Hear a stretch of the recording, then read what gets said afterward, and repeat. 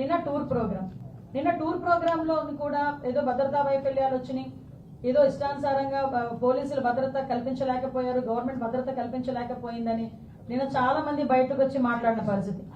ఒక జగన్మోహన్ రెడ్డి అన్న వ్యక్తి ఒక పులివెందలకి మాత్రమే ఒక ఎమ్మెల్యే, అతనికి ప్రతిపక్ష హోదా లేదు.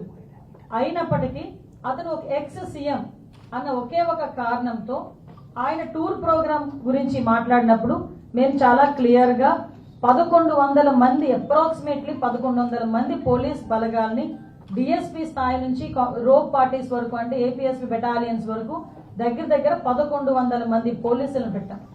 అంటే మీరు అనుకోవచ్చు ఒక ఎక్స్ సీఎం కి 1100 మంది పోలీసులు ఎందుకండి అని. కానీ అతను వెళ్తున్న ప్రాంతం చాలా సెన్సిటివ్ ప్రాంతం.